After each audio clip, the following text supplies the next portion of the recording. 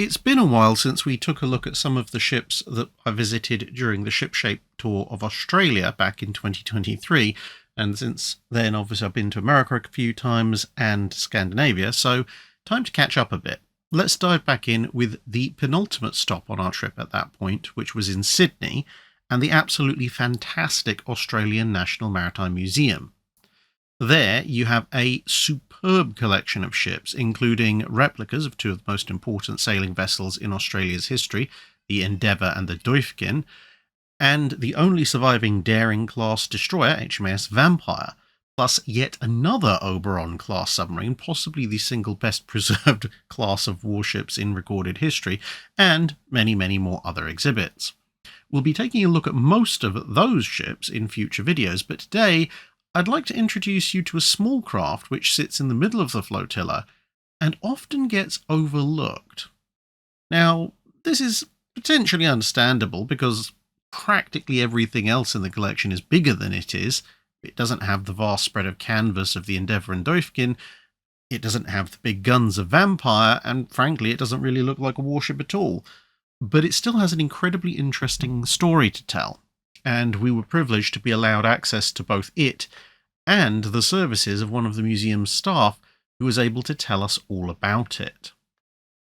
The vessel in question started life as the Kofuku Maru, a small fishing and coastal supply ship built in Japan and based at the port of Nagahama.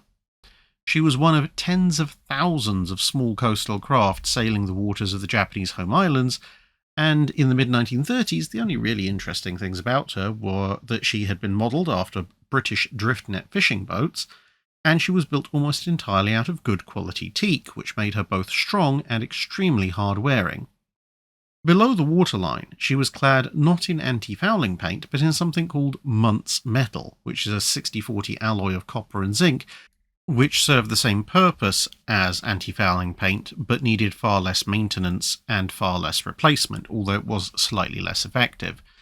The material had fallen out of favour on warships, partially because of the slightly less effective nature of it, partially because warships tended to travel at high speeds that could see the plates pulled off by the current if there was even the slightest incongruity, and also simply because the weight of the metal sheeting was significantly greater than the weight of applying several layers of paint.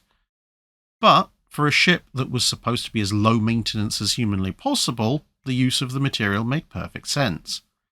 The additional weight of all the metal down low also gave her remarkable stability despite her narrow beam, and a freeboard that might otherwise be considered questionable in some canal-bound craft.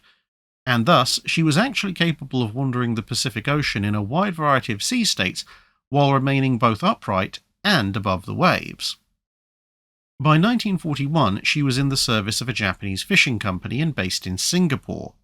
Her job was to sail out to collect the fish caught at sea by other small craft, as well as those that were for sale in small local ports, and then bring the entire catch back to Singapore for sale. This allowed the various other craft to remain at sea fishing instead of wasting time and fuel shuttling back and forth to Singapore every day.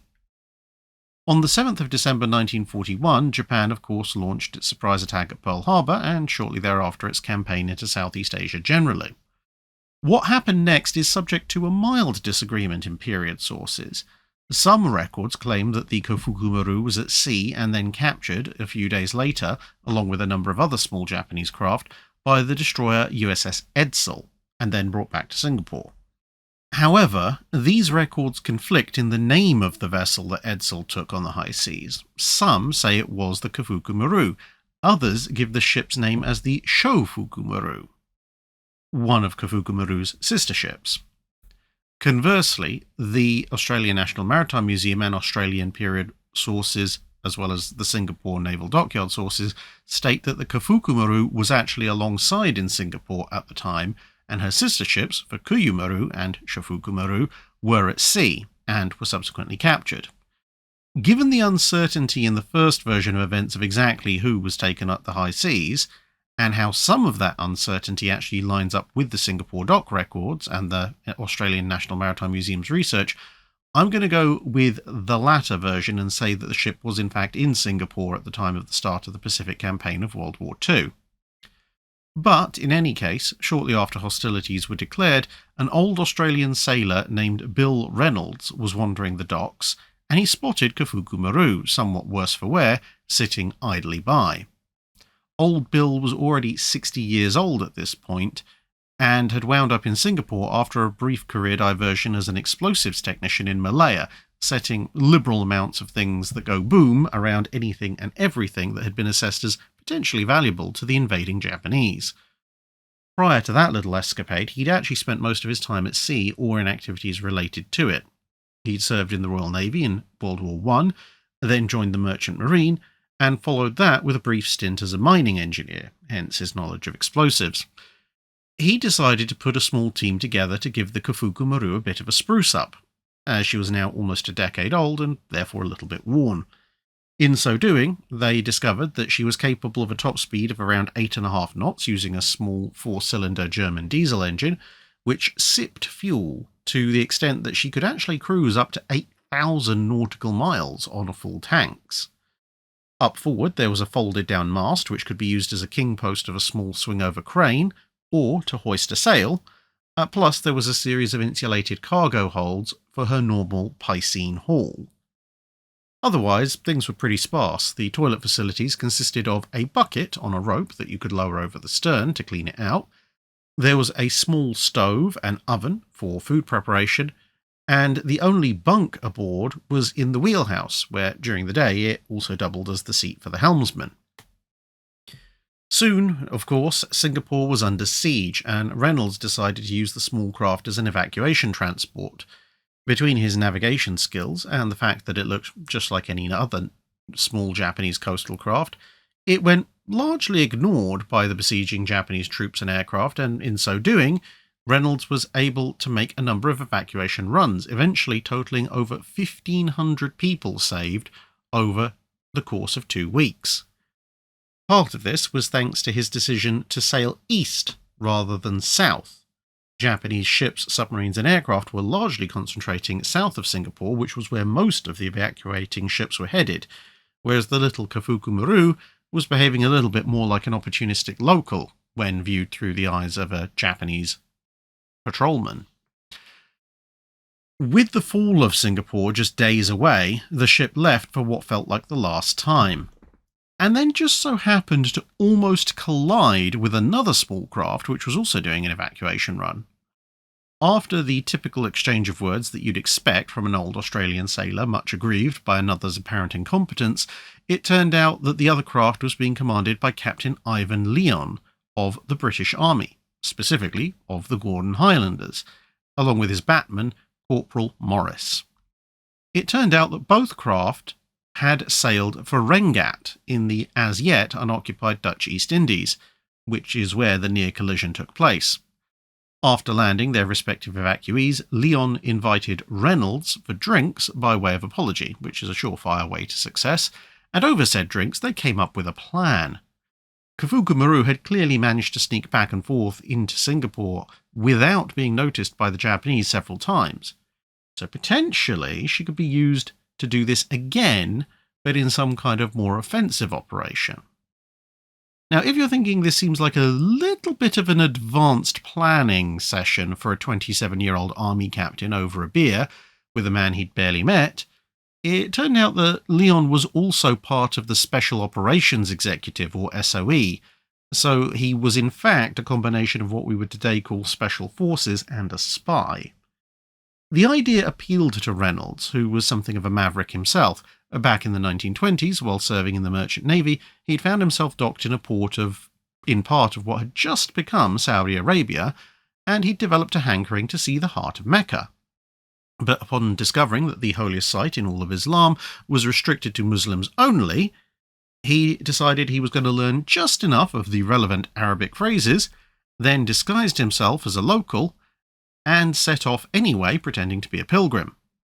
He was successful in making it all the way to the Kaaba and then back to port again without being discovered and brutally murdered by a bunch of angry locals.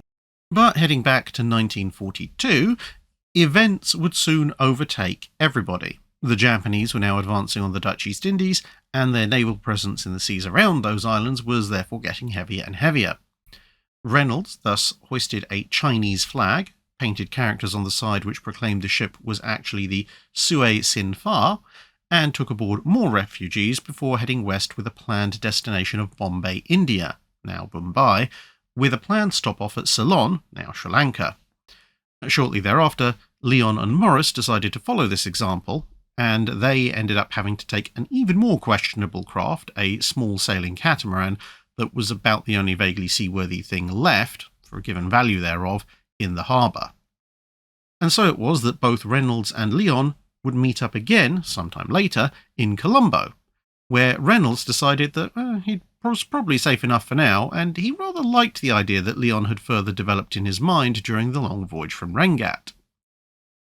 Leon then headed over to India by plane to present the idea to General Wavell, who was a proponent of Special Forces operations in general and approved the plan, but with the caveat that any planned sneak attack should start from Australia and thus approach Singapore from the east, on the basis that, with the British Eastern Fleet now based in Ceylon, the majority of Japanese attention would be looking west from Singapore, rather than east to what was becoming, rather rapidly, Japanese-occupied territory. Leon headed back to Ceylon to relay the news, only to find that Kafuku Maru had run into engine trouble in the interim, and the first plan, which was to sail the tiny craft all the way to Australia, was therefore unworkable. Instead, she was hoisted aboard a much larger vessel as just another piece of deck cargo, and Leon and Reynolds were left to make their own way in the world. Leon would make tracks for the local Allied intelligence headquarters in Melbourne, while Reynolds set out on a slow-motion chase of the Kafuku Maru, which would end when he caught up with her in Sydney, where she'd been renamed Crate, after a small but sneaky venomous snake native to India, and was now technically under the control of the Royal Navy, although still classified as MV Crate.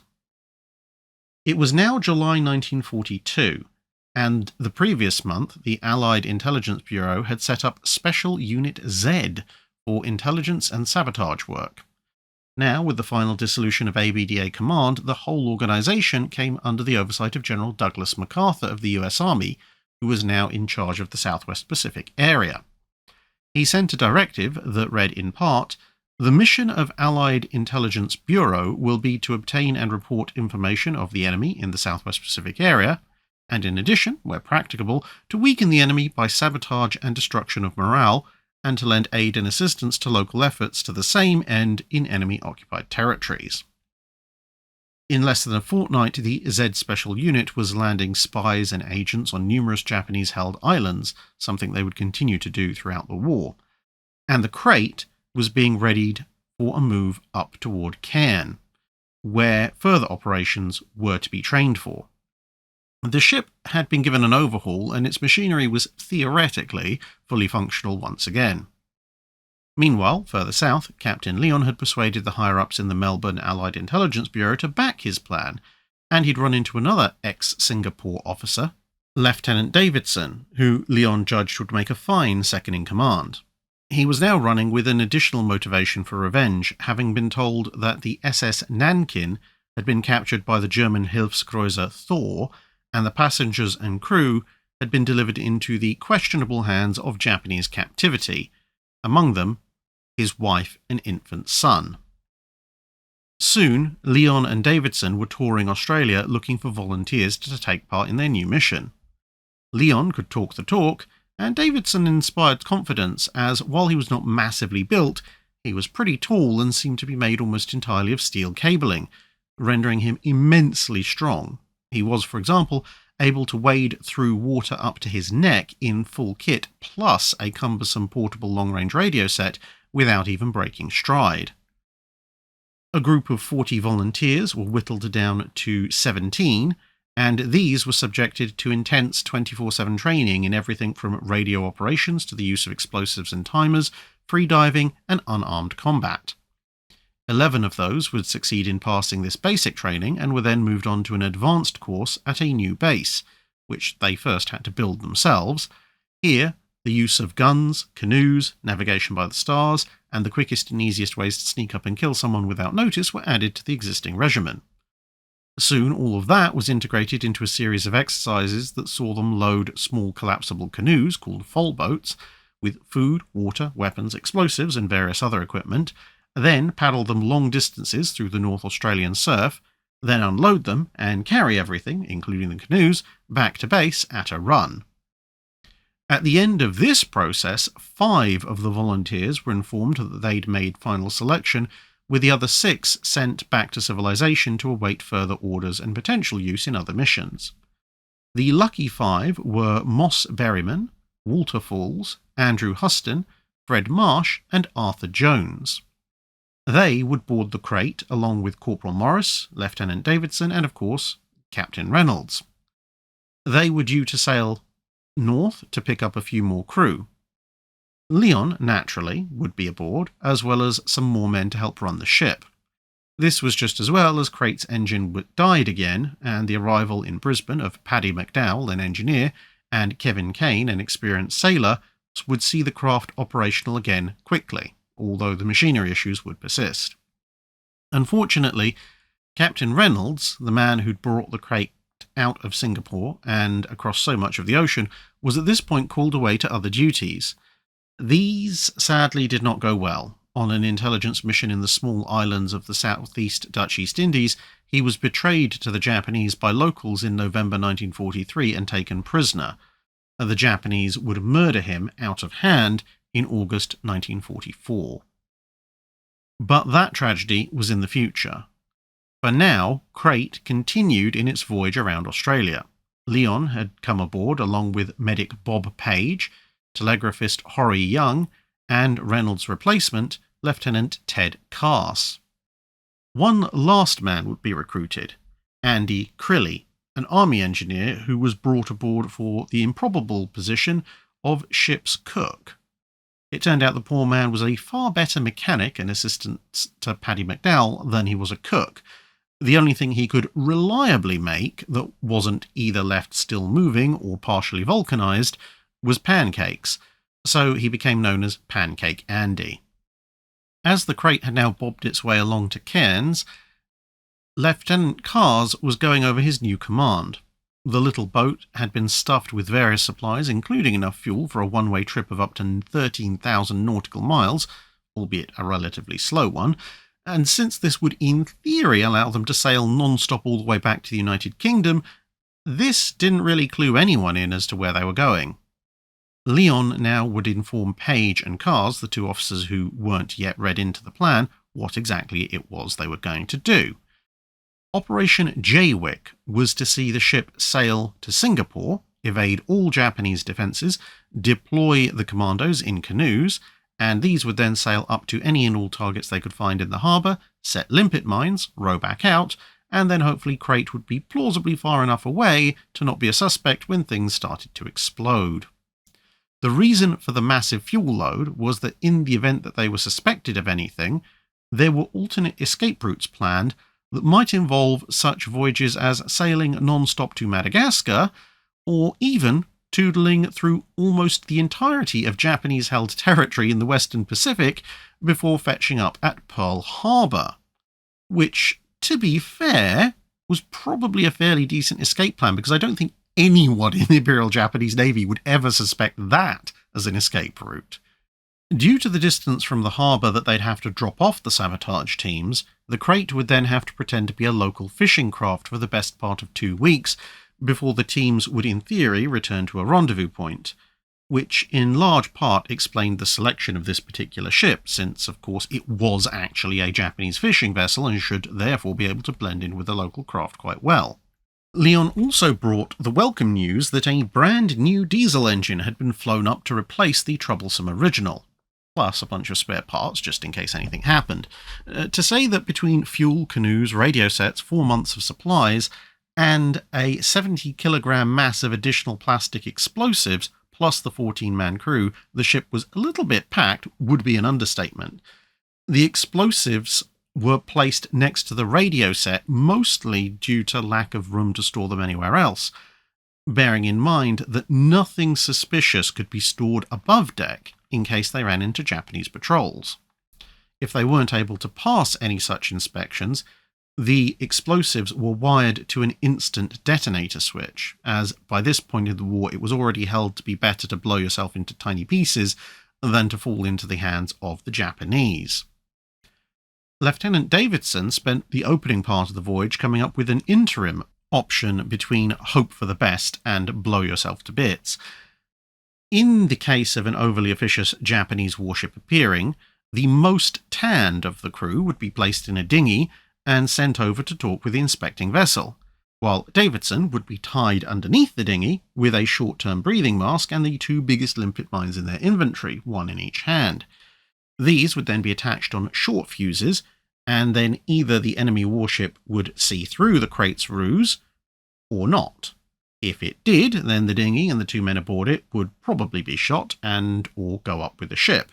If the effort passed muster, however, they would have to respectively row, and in Davidson's case paddle, like mad to try and get back to the crate and hopefully out of the blast radius of the mines before it was too late.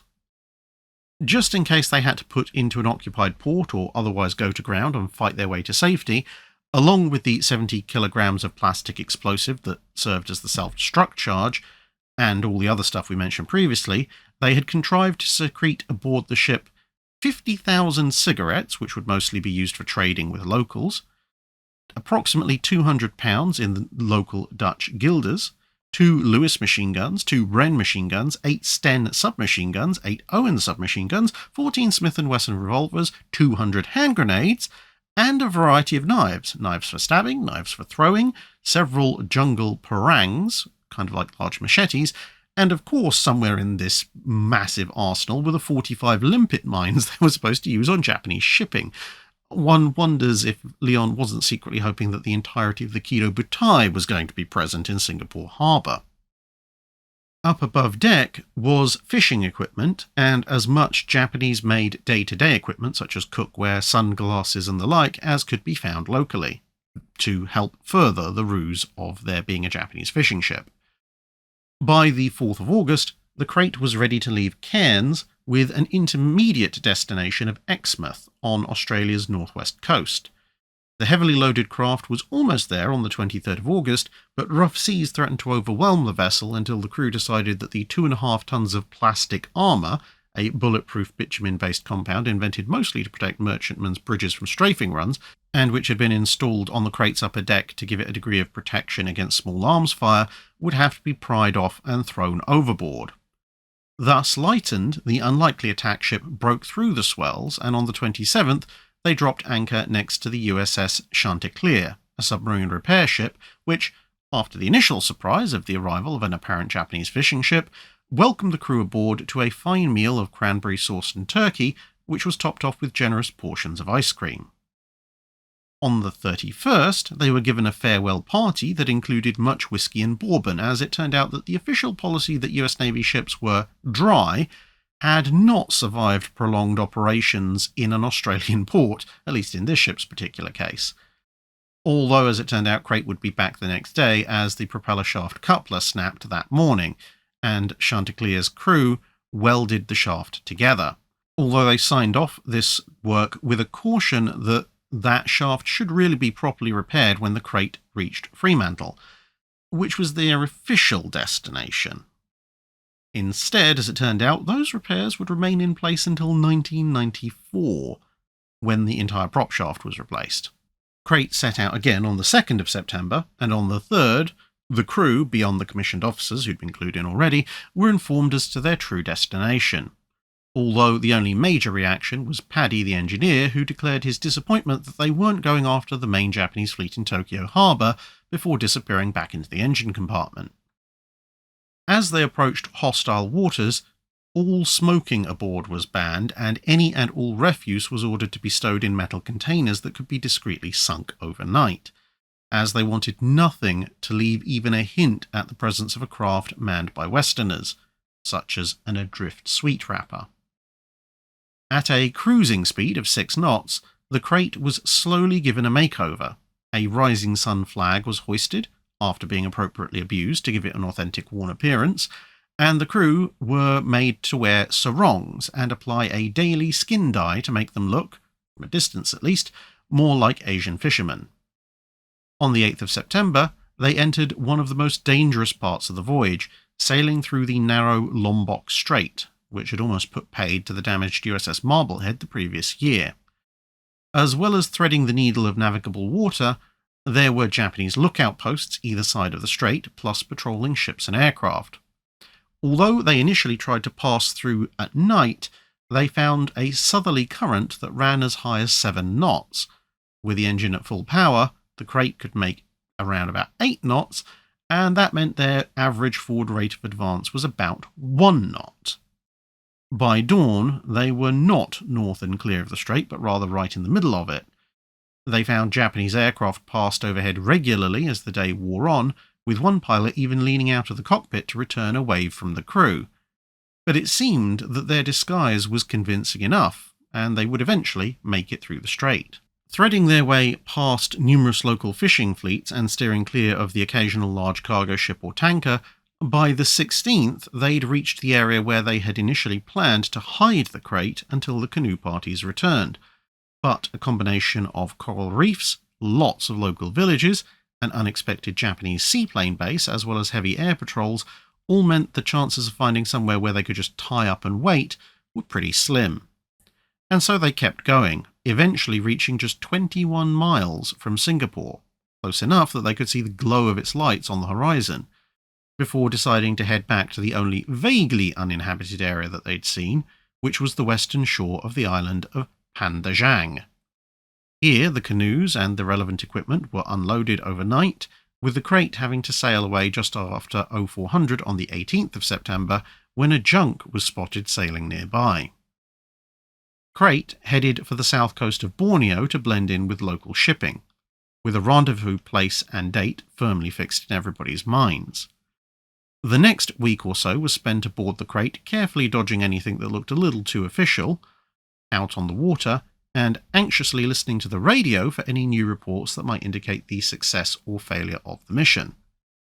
On the 26th, a suspicious ship was seen that altered course toward them, and the crew prepared their small arms and grenades, planning to either capture or destroy the vessel. But once again their disguise seemed to work, and the suspicious ship broke off well out of range. By this stage, their skin dye had almost run out. As it turned out, it was water-soluble, which wasn't a great feature when you were living your life about 2 feet above the waves and subject to regular rainstorms. But on the other hand, constant exposure to the tropical sun had given everybody a tan so deep that the dye almost wasn't needed.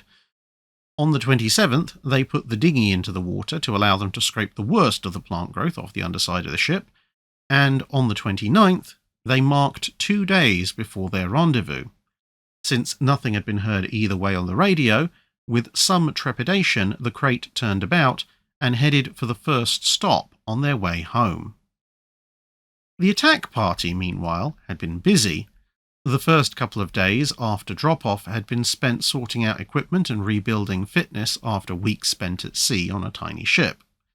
With each canvas collapsible canoe loaded with up to 1/3 of a ton of supplies, limpet mines, other weapons, and of course the 2 men that occupied each one, they then set off for a series of night-time voyages. They had to reach a new secure campsite and hide before each dawn, plus account for time they might have to spend evading patrol craft.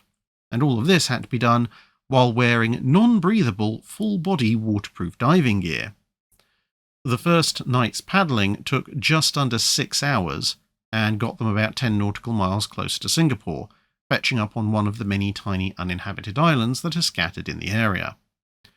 2 more nights paddling, and they arrived at their penultimate destination, the island of Dongas, just 6.5 nautical miles away from Singapore harbour. They spent the 23rd resting and observing, seeing little in the way of enemy patrols. Apparently, they were now so far inside enemy-held territory, the Japanese didn't consider it worth looking out for Allied ships or other forces.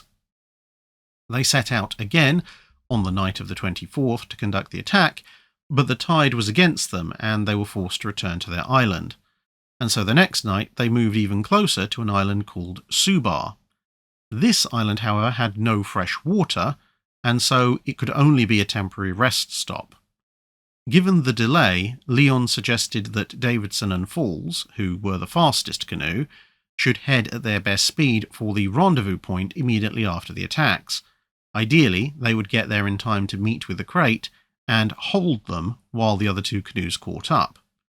This was agreed upon, and on the night of the 26th, they set out for their targets, almost getting run down by a ferry in the process, which didn't see them. They then set about selecting targets, dismissing a number of vessels as too small, and eventually heading for a number of large vessels, where possible choosing the ones that sat heaviest at their anchors, as not only would a fully laden vessel be more likely to sink, but it would also deprive the enemy of whatever supplies happened to be aboard. With all the mines set, they were done by just after 1 o'clock in the morning on the 27th and rowed away. The timers on the mines were set to go off in about 4 hours. Davidson's canoe rowed like fury, stopping during the day, of course, but then moving as fast as possible at night. Remarkably, Davidson and Falls made it to the rendezvous at Pompong Island almost exactly 24 hours before the arrival of the crate, although crate itself had been delayed by about 5 hours due to weather. The other two canoe teams had just reached Dongus Island and hidden themselves away when the timers on the limpet mines reached 0 and a series of explosions began to rock the harbour. Thanks to a number of Japanese records being destroyed towards the end of the war, exactly what they'd managed to hit is not 100% clear, but it seems that at least 6 ships were hit, 3 of them cargo ships and 3 of them precious oil tankers, of which 2 of the cargo ships and 1 tanker were sunk outright, although the tanker, the Arare Maru, would later be salvaged and put back into service. The Hakusan Maru and Kizan Maru were gone for good. The other 3 ships, the tankers Shosei Maru and Nasusan Maru, and the cargo ship Nishiren Maru, were damaged and would be under repair for some months to come. The loss of 3 tankers' worth of oil and the temporary loss of the tankers' services would have been the biggest hurt to Japanese Navy operations of the mission. The total tonnage affected, around 26,000 gross registered tons, made this one raid by 6 men in 3 canoes about 120% more effective than the average German U-boat of World War II, which isn't a terrible return on investment. Initial reaction in the harbour was confusion, followed by waves of aircraft conducting a brief search of the Malacca Straits, presumably looking for a submarine, and when this turned up nothing, a more general aircraft search began all over the local seas. Luckily, these patrols concentrated on the various deep water passages that were suitable for an escaping submarine, and so the canoes, which were using the shallower waters, which held more of the smaller islands that they used as staging points, went essentially unspotted and therefore unmolested. The latter 2 canoe teams made their own way back and actually arrived at the rendezvous only a couple of hours after the crate, still in the hours of darkness, but they were so tired that they actually circled the island meeting point without noticing the crate, which was nearby. Come dawn, they finally did spot the crate, but by this point it was heading away.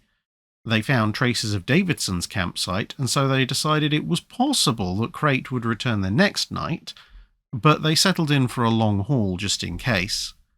Crate had indeed picked up Davidson and Falls and were planning to loop back the next night, although they had orders to then head to Australia if they didn't find them that night. Cars was planning on breaking those orders and retracing the planned canoe routes if nobody showed up.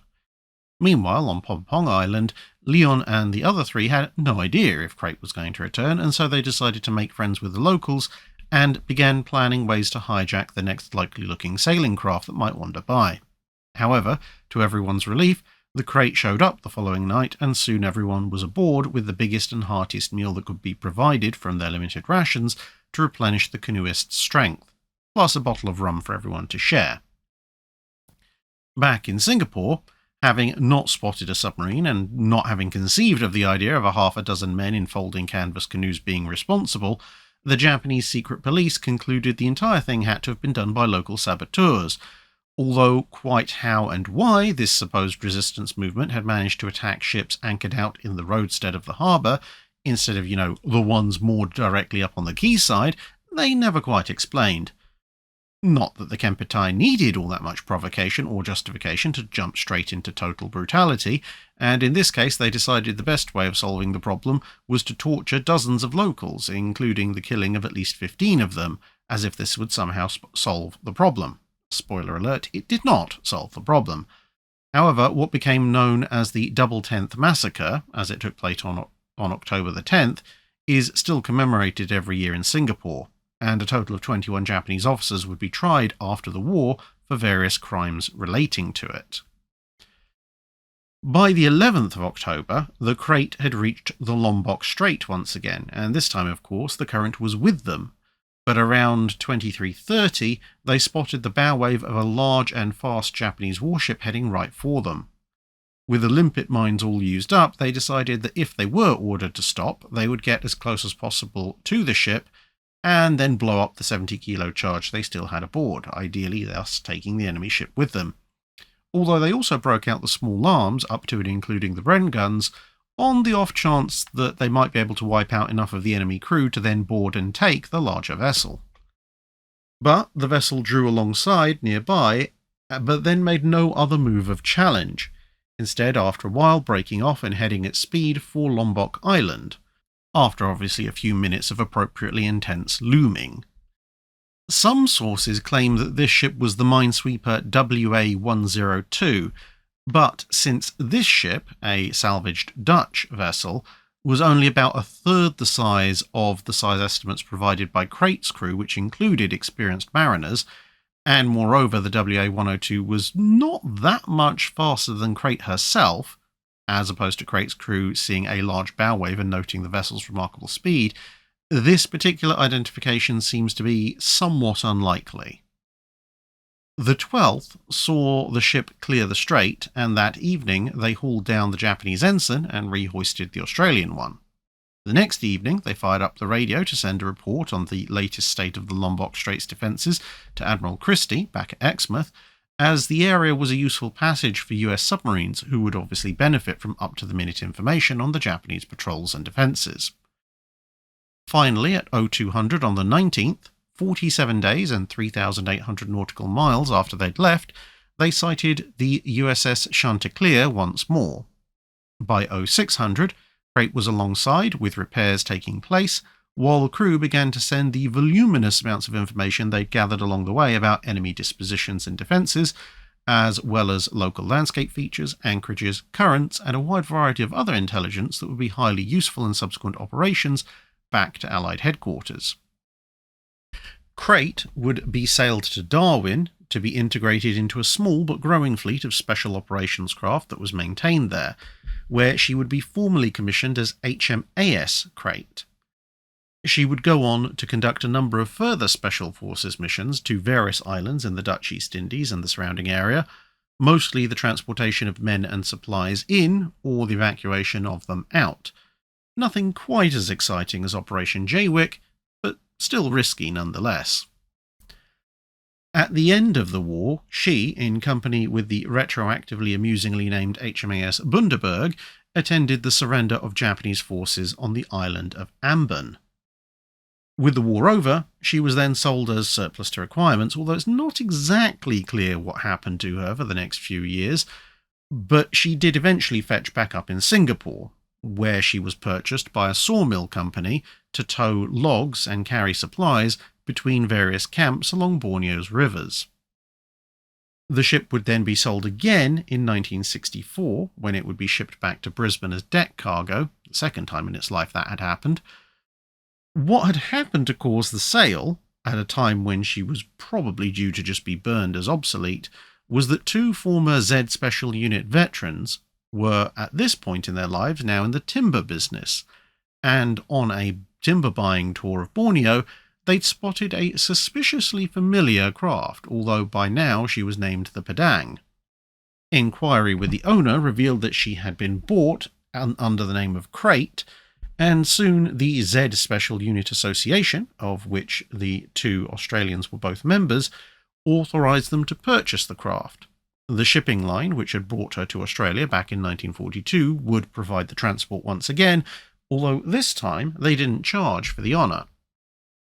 In Brisbane, the ship would be refurbished, and it was found that pretty much the entire vessel, including the engine, was still original, and she was inducted into the Royal Volunteer Coastal Patrol as a training vessel.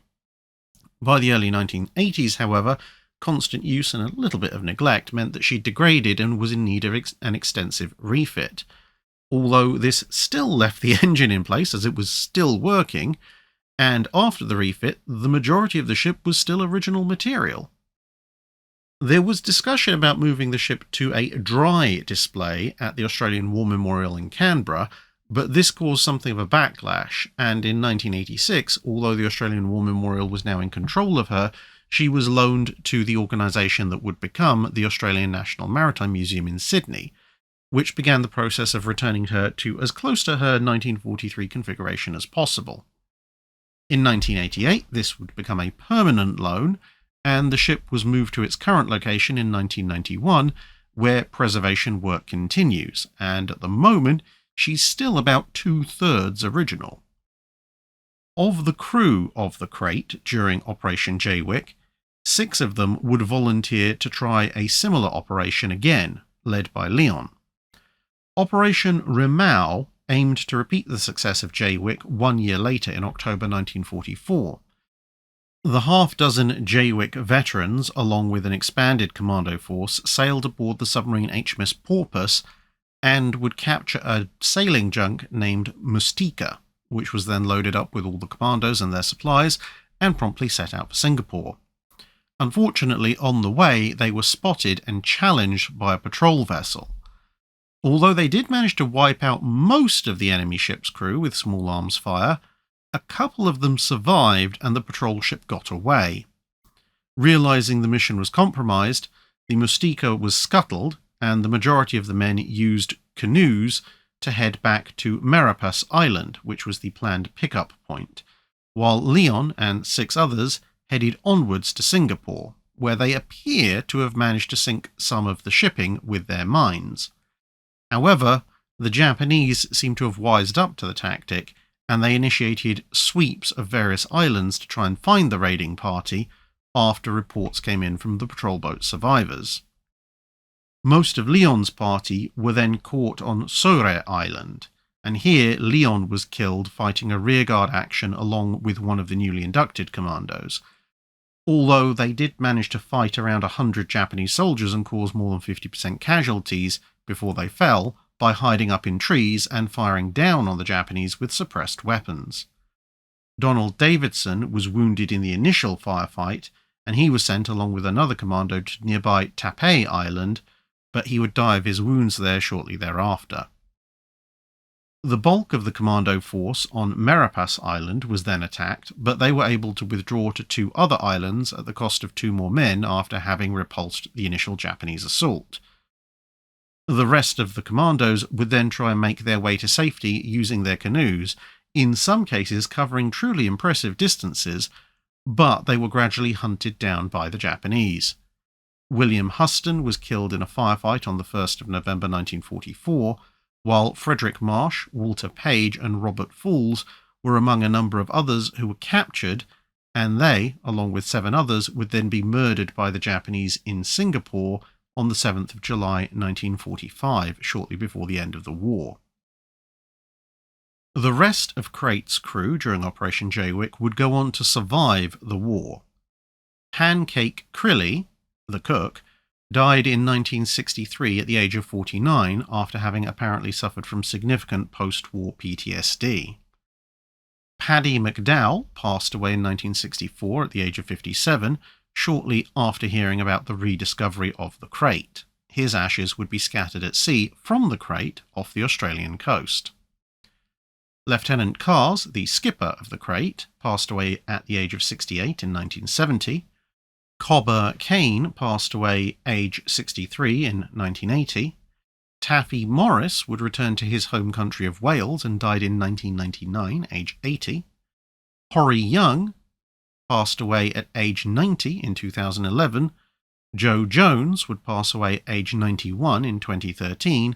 And Moss Berryman, the last survivor of the Jaywick crew, passed away at the age of 96 in 2020. A number of the latter, particularly Horry Young, Joe Jones, and Moss Berryman, would be interviewed in the 21st century, both in audio and video format, and their accounts of their lives, careers, and of course the Operation Jaywick mission can be found and heard online, with links to most of them in the video description below. And that is a pocket story of MV Crate. So thank you very much to the Australian National Maritime Museum for letting us go aboard this historic ship and take some of the pictures that you've seen during this video. If you'd like to see the crate yourself, then of course you can visit her at the Australian National Maritime Museum in Sydney, along with the rest of their collection. But that's it for now. That's it for this video. Thanks for watching. If you have a comment or suggestion for a ship to review, let us know in the comments below. Don't forget to comment on the pinned post for dry dock questions.